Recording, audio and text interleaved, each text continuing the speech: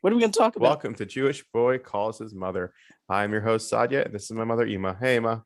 Hello, sweetheart. Chag Sameach. How you doing? Good. You were telling me about wedding preparations that you couldn't dance at your wedding.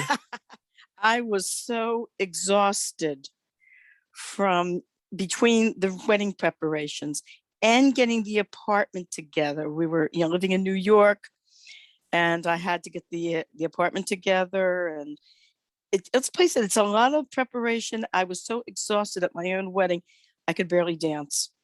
Wow. I danced, of course, the first couple dances, but after that I sat, they put me in a chair in the middle of the women in the middle of the room, and the women just danced around me, and I just sat there. I was so exhausted. Yeah, I'm feeling tired right now, just dealing with everything. It's Mhm. it's funny because when we were first dating, I made a joke about we should just do a sheet cake and a keg of beer, and now My she's father's realizing, old my father's old joke. yeah, yeah, I should I need to enlighten our audience. My father grew up during the Depression, and I think they were the only Jewish family that lived like in a Polish area, and in was it Dundalk? No, downtown. No, no, it was Gay Street, down on Gay Street. oh, by Gay Street. Okay. Yeah, and he said weddings were usually done in those days with a keg of beer and a sheet cake in the middle of Druid Hill Park. So your father would joke around with us girls when we were growing up and saying, "Oh, I'm going to make you a beautiful wedding. A sheet cake and a keg of beer in the middle of Druid Hill Park was good enough for the Polish people in my neighborhood. Be good enough for you." I mean, honestly, like it doesn't sound like a bad idea. It's just something that I find just I don't know. And maybe you're right in a way. I think maybe we go overboard with weddings. Weddings are supposed to be happy and joyous, and instead, I think we're putting so much pressure on ourselves that the makeup and the photographers, and you've got to look just perfect, and the caterer and it's like I think we put too much pressure on ourselves for something that's supposed to be a really joyous occasion. Everything, well, things are just so expensive. You know, it's weird because like I can't think of the most expensive thing I ever bought outside of my house and my car. I would say it's like my laptop. Like, what's the most expensive thing you've ever bought? With the same things that you just named, like most people, the most expensive things that they bought, have to be probably the house would come first, and probably a car would be second. Yeah, Okay, so outside of that, what comes to yeah. you third? Third, good question. Let me see. House, car. Well, living in Florida, my HOA dues. Oh God, I hate That's HOAs. so. Your sister pointed out something very interesting. I was telling somebody about how nice it is to live in Florida because there's no state income tax, and then your sister chimes in, "Yeah, but what you spend in HOA dues every month, it might as well be, property taxes." This Yeah, goes way beyond what property taxes would probably not. I mean, state taxes, state income taxes. Of course, we have property taxes. I meant to say that Florida has no state income tax, but like she said, what we pay in HOA dues. it's just necessity. It's like everyone wants to conform to, like, it's conformity that gets to me. It's I think everyone you're should be right. the same.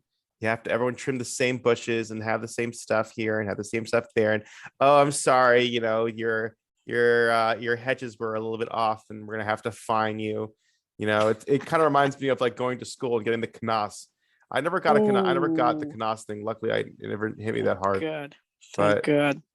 yeah, it's just I think it's just frustrating because it's like it's highway robbery that you're just paying for.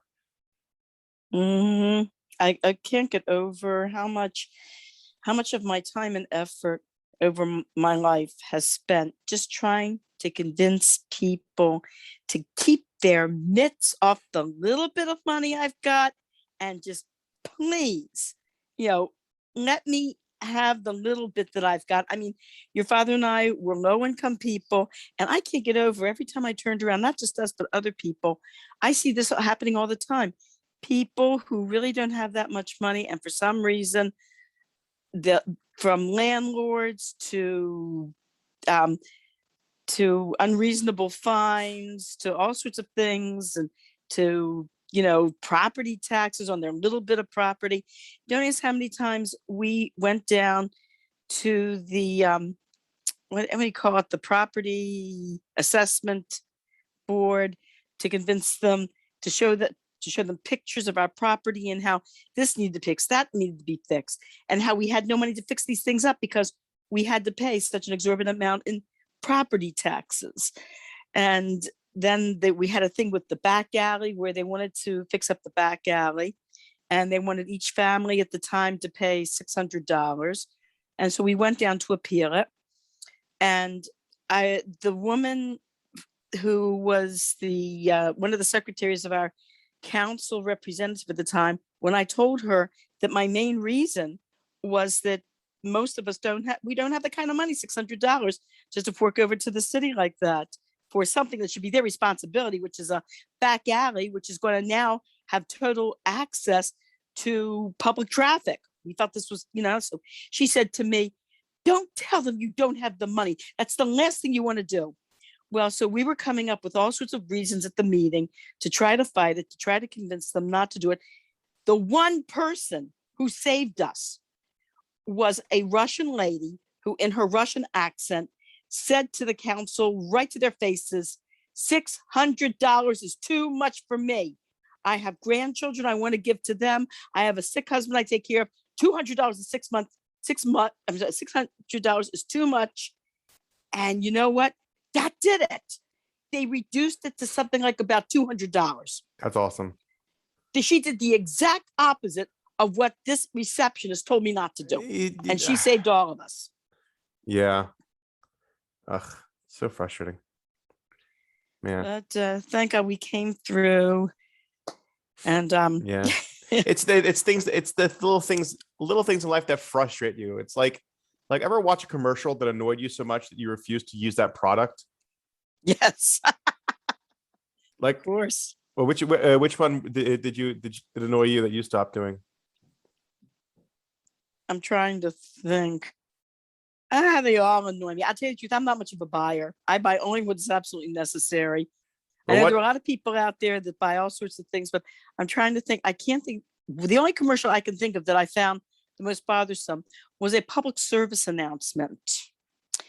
It was not, to sell a product. It was, I was a teenager. I was like, maybe 15, 16. And they show this commercial of this pregnant woman with this dreamy look about her face. And she's looking out of the window with this dreamy look. And you hear, the lullaby in the background, da da da da da da da da da da da da da da da da, playing in the background. And next to her is a list of foods, high in vitamins that you should be eating. And the commercial went, you're her husband. She might want to stuff her face with, pickles and ice cream, but you as her husband have to make sure that she eats right. And and with this dumb, dreamy look on her face, I thought to myself, what the heck? I said, you're telling me that this intelligent adult woman doesn't have enough sense to be able to know the right foods to eat, that the husband has to watch her and make sure she eats the right foods. I could not believe this stupid commercial. Wow. Well, maybe something is instead of things. Oh, yeah. There was another commercial that bothered me. Now, remember? What? I'm trying to think. I couldn't stop. I could not. What the product at the time they had this commercial, it was from a phone company. I forgot which one it was, but there was this woman who calls long distance, and she says she's trying to get in touch with this man, and she doesn't know if he'll take the call, but she understands if he really loves you, that the operator will put the call through for you. And the operator puts the call through for her, person to person. Hello, this is Bob. Mary's calling you. Will you take the charges? And he says, oh, of course I will. And then the operator says to the woman, good luck, Mary. Go to it.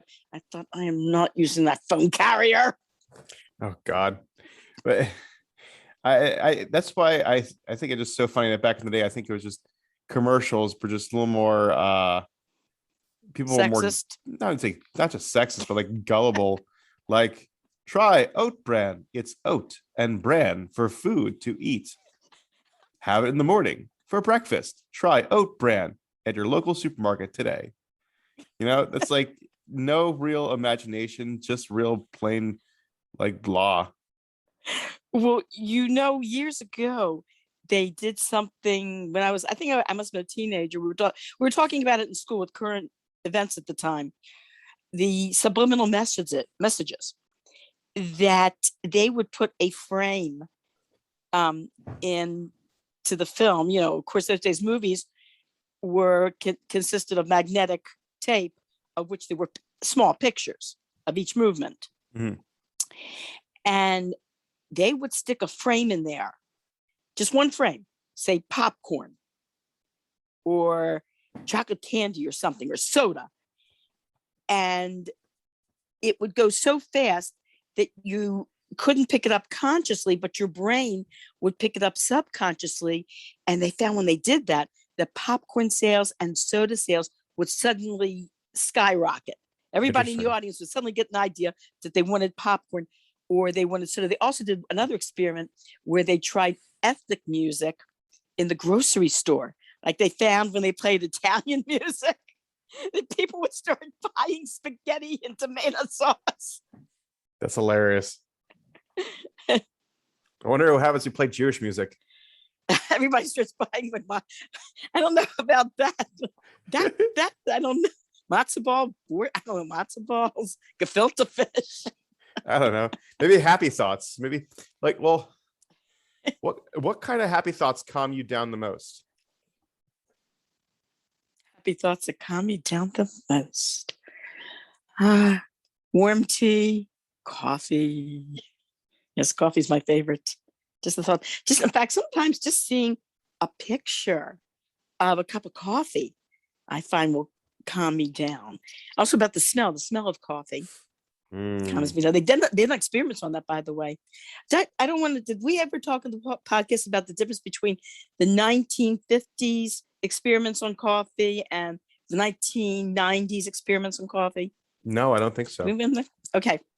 I was reading an interesting article in one of the newspapers about coffee, and that the latest studies on coffee find that 2 cups or more has tremendous medicinal values, that it calms people down.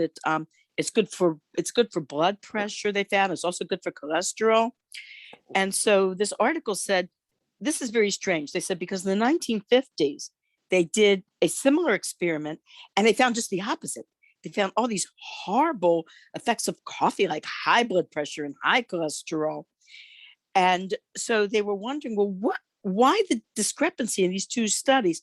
So they went back and found out that the majority of the people that did the study in the 1950s were not just drinking coffee. A lot of people, it was the fat. A lot of people could get a cheap high off of smoking a cigarette while drinking coffee. Yeah, It did. Yeah. So they said this was the caffeine. Yeah, and they said this is the problem, that the people in the 1950 study were smoking cigarettes while drinking coffee, and that all the so-called negative effects of coffee were not from the coffee; they were from the cigarette. Oh wow! It's like, coffee causes lung cancer. Well, they had this company called Raleigh's, and if you got a certain number of coupons, you could trade them in for all sorts of things, like all sorts of kitchen appliances, and yes, maybe they still have it today. Yeah, so the joke was that, I bought my iron lung with my Raleigh coupons. That's hilarious. Hey, Ema. Yes. Okay, so imagine you're 11 years old again. But this time you're in the 21st century and you have YouTube.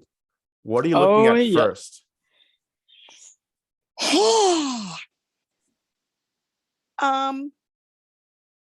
Probably exactly what I was looking at tonight before you called.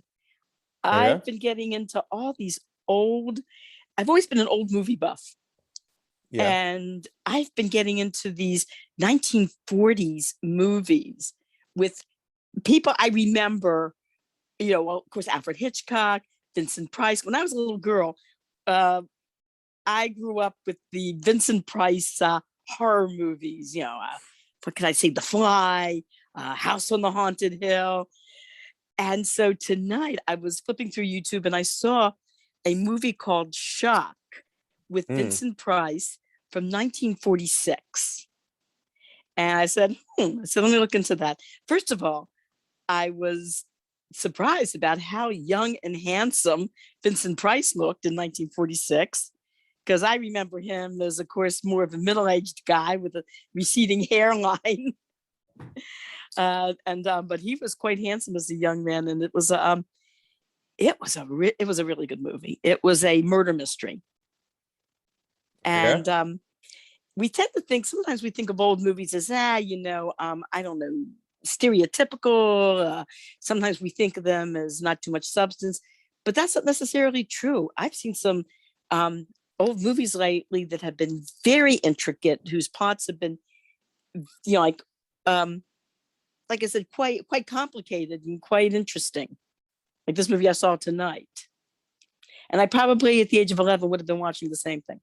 Oh yeah. Probably old movies, yeah. What about Even what in those about days, I liked old movies. what was it something that maybe you hated beforehand and now you like? Hated before, and now I like. Unfortunately, that goes into the food department. Oh, Unfortunately. um, what is it when liver. When I was a kid, I hated liver. I kind of like forced myself to eat it because there was nothing else on the table in front of me. But as an older person, I like liver a lot now, beef liver. Um, and I like beets. That's come across. I started to like beets about, must have been about 5 6 years ago, when I think we were talking about recipes. I told you about that lady who taught at the school where I worked. She was from the Ukraine, yeah. and how she prepared her beets for her children and sent them with her children for lunch, and how delicious they were. What she did was she took beets, cut them up. These are beets that are either out of a can or already steamed, and she mixed them with olive oil and seasonal and baked them in the oven for 15 minutes. Hmm. And her kids would bring them to school. They smelled so good. They didn't have that beady, what can I say, like that beady I smell. think I remember us talking about Yeah, that. We talked about that right. before. hmm And I've grown to like that. As a matter of fact, I was over your brother's house. His one, your brother, one of your brother's wives, is from a Sephardic background, and she prepared this amazing dish with, like, it was beet soup with um she made these dumplings that were filled with ground meat and added them to the beet soup. It was very good. And she sees it. I think it's all in the seasoning, quite honestly. And I was listening to um, this. I was listening to the Spanish podcast, and this particular Spanish podcast was about a young man from Chile who had gone to the Soviet Union during the, I guess it was like the 1980s, and he was only supposed to be there for the school year. It was like some sort of student exchange program that Chile had with Russia. And while he's there, the president of Chile got assassinated, and there was a military coup. And they gave all Chilean citizens 48 hours to get back to Chile. If not, the borders were going to be shut and you could not get back in. And there was no way this young man could get back to Chile from the Soviet Union within 48 hours, make all his flight arrangements. He couldn't do it. So he winds up in the Soviet Union, and he continues there. He continues his education. He makes a life for himself. He got married. He had kids. He wasn't able, in fact, to get back to Chile for another 20 years, until 20 years later. So he said when he first had borscht, he had borscht in the student, in the student eating hall, and he almost threw up. So it was horrible. And then he was assigned as some sort of engineer to this collective farm to work on and to also oversee some farm equipment, whatever. So he's at this collective farm where they had a lot of delicious fruits and vegetables and onions and garlic. This was a part of Russia, of the Soviet Union. Actually, it was not Russian proper. It was part of the Soviet Union, which is the southernmost part, southeasternmost part, which has a warm climate. And he said they grew a lot of very nice fruits and vegetables there. And he says that the cafeteria people on this particular collective farm took borscht, but added all these delicious garlic and onions and you name it, like all these delicious vegetables and spices. And he said it became, the way they prepared it, it became his favorite dish. Cool. That's awesome. Have you ever? So, see, it's not just the borscht; it's how you prepare it. Well, no, it's vegetables are very easy. I mean, you just have to know how to season them, and that's so you can actually enjoy them. So let's talk about Sukkot, man. How's Sukkot been going? Sukkot's going pretty well. I'm really enjoying it. I was able to go to a few Sukkot-based shrevas. I went to a Farbrengen.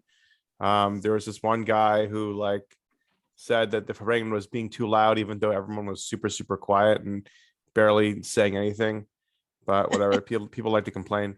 Another Farbrengen, I left at 12:30 at night, and it didn't end till 3 o'clock in the morning. Oh my gosh, that's what your brother was telling me. Your brother who lives in Crown Heights, was telling me that the festivities in Crown Heights don't really come to a high point until 3 in the morning. Yep. Oh gosh. Yeah. I don't know how people do. I remember when I was living in Crown Heights, I remember there would be a Farbrengen by the Rebbe. And these Farbrengens sometimes would go to 2 in the morning. And people the next day would wake up 8 o'clock to go to school and to go to work. I don't know how they did it. I don't know either. I woke up at 12:30 and I slept until 10 o'clock the next night. I was just so tired. And I saw other people that were at the Farbrengen longer than I was till 3 o'clock in the morning. And they were on time, ready to go on Shacharis. It was nuts. That's not I. Your father and I had these friends who never missed a wedding, never at all.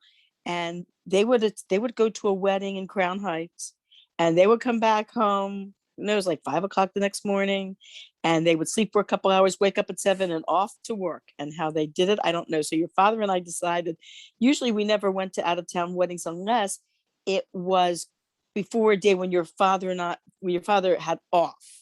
I wasn't working outside the house at that time, but your father had off so he could sleep the next day. So we decided, hey, they did it, we'll try it too.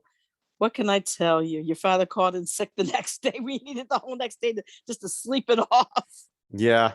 Actually, I had that one thing where I'm having this weird thing where I'm throwing up in the middle of the night, and that's what happened to me one time. I woke up in the middle of the night while I was sleeping, and I don't know. I just was throwing up. I had to call that out the next day. I was so exhausted. But yeah. Maybe you need to sleep in a more of an elevated position. You might have you have acid reflux, perhaps. Probably. Not gonna lie. I don't know. I'll go to the doctor. I'll figure something out. Kind of willing. Okay, because I know my bubby had herniated esophagus, so I know it runs in the family. Yay! So, wonderful. Amongst other things. Yes. Don't you know that's how it goes? You get your good traits from the father's side, and you get all your bad traits from your mother's side. Of course. Yes, that's how it's all set up. Yeah. All right. Well, that's it for the night. Thank you so much, and thank you for all your listeners listening. Please check us out and listen to the outro, really, technically. All right. I love you, Ma. Love you, honey. Have a good Shabbos. And Chag Sameach. Chag Sameach.